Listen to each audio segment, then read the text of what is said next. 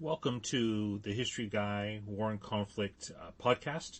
Today we are going to be talking about the 18th anniversary of one of America's most controversial wars in generations. Yes, we're talking about the Iraq War. So on March 20th, 2003, 18 years ago this week, American, British, and Australian forces invaded the Middle Eastern nation of Iraq, which was then ruled by the bloody-handed dictator Saddam Hussein. So let's go look at a quick rewind here to get into a brief background of why we invaded Iraq in 2003. After all, 18 years is a long time. Memories fade, and frankly, some of the folks listening here on this podcast episode may not have been alive when this happened, or certainly not in the mode of paying attention to major events. So, for someone of my age, it was a current event back in the day. Now, of course, it is literally history. So, in October of 2002, the U.S. Congress passed the Authorization for Use of Military Force Against Iraq Resolution of 2002. This AUMF, which is still in effect in 2021, by the way, followed a similar AUMF in 2001, authorizing the U.S. military to pursue what President Bush liked to call the global war on terrorism. That sprang from the 9/11 terrorist attacks on America and set in motion a war that we're still dealing with today in Afghanistan. So this war with Iraq was not America's first war with that nation. In 1990 and 1991, the U.S. fought Iraqi forces to liberate Kuwait from Saddam's occupation army. Saddam had invaded and occupied the very small neighbor of Kuwait, oil-rich small neighbor of Kuwait, in August of 1990.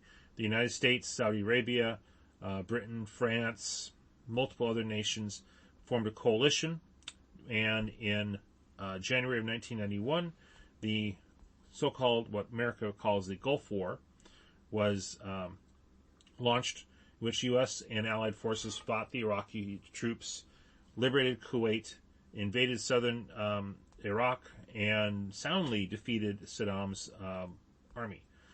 So after this successful conventional war, the U.S. and Britain then maintained a no-fly zone over large swaths of Iraq. This actually developed into an aerial war of sorts against Saddam Hussein's regime, with the original goal being the American and British air forces would prevent Saddam from using his air forces to put down the rebellious Kurds and the rebellious Shiite Muslim populations in northern and southern Iraq, respectively. Well, that didn't save the Shiites. The Kurds were able to establish an autonomous zone in the north. More on that later. But going back to the original reasons why the Bush administration decided to invade Iraq in 2003, there are several reasons. The biggest public reason involves Saddam's alleged stock of weapons of mass destruction, which and some tenuous and factually questionable ties to Al-Qaeda. Al-Qaeda being a fundamentalist religious organization, was actually at odds with Saddam, who by and large maintained a secular or non-religious regime. Saddam used religion, just as Napoleon did, actually, to help control the Iraqi masses. But he himself, there's no evidence that he was truly a man of the Islamic faith. So, also, President George W. Bush really hated Saddam, in particular because Saddam tried to have the president's father, the first President Bush, assassinated when the first Bush, then a former president, visited Kuwait. The assassination attempt was foiled, but that did spark President Clinton to launch a multi-day aerial attack on Iraq. So, going back to the weapons of mass destruction, none were ever actually uncovered after we invaded Iraq, but the invasion was still considered a success in that Saddam was toppled. He was eventually captured and put on trial by the new Iraqi government, which then found him guilty and executed him for crimes against the Iraqi people. But despite the relatively quick conquest of Baghdad and the melting away of Saddam's forces, two significant insurgencies developed that combated American and coalition forces. One, encouraged and to a point directed by Iran, was the Shiite insurgency, primarily located in southern Iraq. The other Iraqi insurgency was among the Sunni religious minority, which was Saddam's official faith, and it was this guerrilla war that actually drew in Al-Qaeda, which, again, is a fanatical Sunni movement, and this in turn morphed into what we now know variously as ISIS, ISIL, Daesh, or more simply, the Islamic State. By the end of 2011, the Obama administration drew down U.S. military involvement to the point where the original Iraq War, begun on March 20th, 2003, ended. However, the weak Iraqi government that was left behind was unable to defend itself, and in neighboring Syria, itself riven with a multi-sided civil war, the Islamic State grew more powerful, seized and controlled a large chunk of Syrian territory, and then launched an invasion of Iraq in 2014, adding large areas of northern and western Iraq to the so-called caliphate. In response to this attack and the ongoing massacres by the Islamic State of Iraqi Kurds, Christians, Yazidis, and others, the United States again went to war in Iraq, this time defending an Iraqi government in coalition with the British, French, and multiple others. American forces are still in Iraq and Syria today, battling ISIS.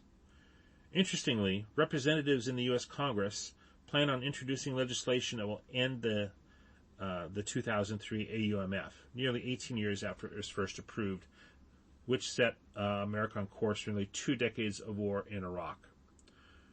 Now, the wars in Iraq, combined with the war in Afghanistan, which still goes on, and multiple other American military deployments around the world combating Al-Qaeda, ISIS, and other Islamic fundamentalist jihadi militant groups, have been labeled the, quote, forever wars, end quote, and not without reason. America has never been engaged in active military action for this long in our history. The Cold War lasted for decades, but that was, again, largely a non-combat conflict with periods of intense fighting, such as in Korea, Vietnam, and elsewhere. So if Congress does end the authorization for the use of military force that was first okayed in 2002, that's not going to be a bad thing. We need to focus on the coming conflict with China, the possible coming conflict with Russia, and the Middle East is going to continue to be embroiled in conflict.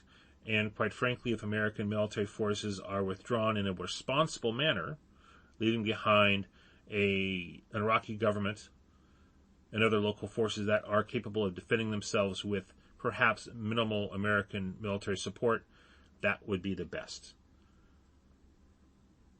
We will see what Congress does. That is supposed to be coming up in congressional action in the week of March 22nd. We'll see what happens. So, this has been an update and a review of the Iraq War on the 18th anniversary of that invasion from back in 2003. So this has been History Guy War and Conflict Updates. We hope you found this interesting. Please subscribe to our podcast. Visit our website at historyguy.com. And take care and have a good rest of the day and happy first week of spring.